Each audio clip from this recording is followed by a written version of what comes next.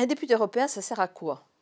Beaucoup d'entre vous pensent sans doute à rien du tout, et se préparent pour les prochaines élections européennes, à rester chez eux ou à utiliser cette élection pour marquer, leur, désapprobation d'un certain nombre de politiques, qu'elles soient du reste national ou communautaire.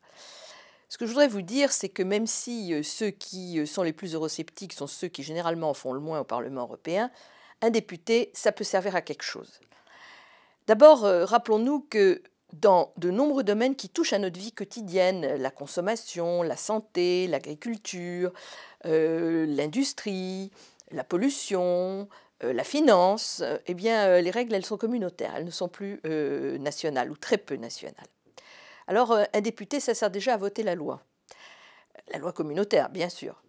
Ça sert à voter cette loi et ce fait que le député vote la loi, même si aujourd'hui malheureusement il n'en a pas l'initiative, mais on peut espérer des réformes sur ce point, ça peut avoir deux effets. Le premier, c'est de bloquer un processus qui est mauvais pour l'intérêt général. On l'a fait, peut-être pas assez souvent à votre goût, mais quand même. Je rappellerai que c'est le Parlement européen qui a bloqué l'accord ACTA avec les États-Unis sur l'accès en toute liberté à nos données personnelles. C'est encore le Parlement européen qui s'est opposé au clonage, à la consommation de viande clonée, même si le sujet est toujours en course. C'est encore le Parlement européen qui s'est opposé à ce que des mesures trop attentatoires aux libertés individuelles puissent être prises. Et puis, de temps en temps, c'est positif.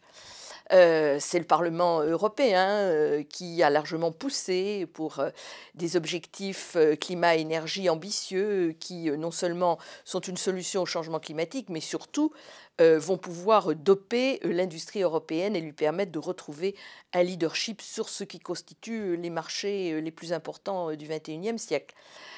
C'est encore le Parlement européen qui a poussé pour que les OGM puissent être prohibés pour tous les États qui le voulaient à la demande de leur population. Alors c'est bien sûr bloqué au Conseil, mais enfin les députés européens ont fait dans ce domaine leur travail. C'est encore les députés européens qui ont poussé pour que nous ayons une taxe sur les transactions financières, même si au Conseil il y a encore des blocages. Donc un député, ça peut servir à quelque chose quand ça vote la loi. Mais un député, ça sert aussi à quelque chose quand ça contrôle. Alors vous allez me dire, oui, mais enfin le contrôle sur la commission, vous ne pouvez pas faire grand-chose. Oui, c'est vrai.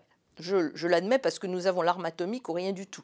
L'arme atomique, c'est de renverser la commission. Et puis sinon, que pouvons-nous faire? Des questions auxquelles la commission veut bien répondre généralement avec la langue de bois. Mais en revanche, nous avons un vrai pouvoir de contrôle sur les agences et sur l'expertise.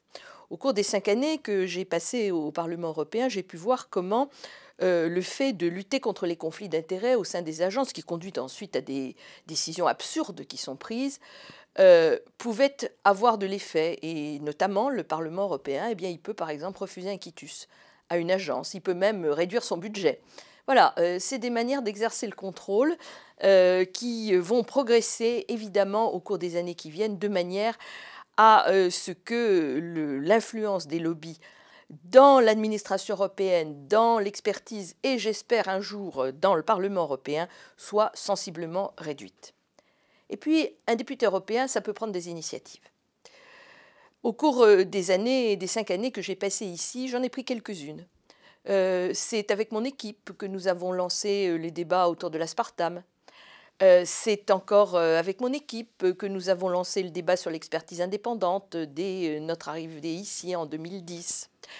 C'est encore mon travail qui a permis de rédiger la charte de Bruxelles qui réunit 10 organisations en faveur d'un tribunal pénal européen et un tribunal pénal international de l'environnement.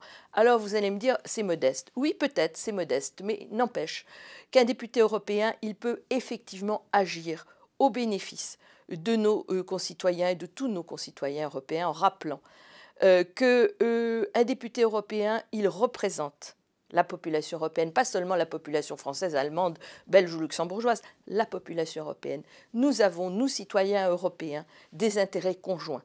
Eh bien, ce sont les députés qui doivent les porter. Un député européen, ça peut servir à quelque chose.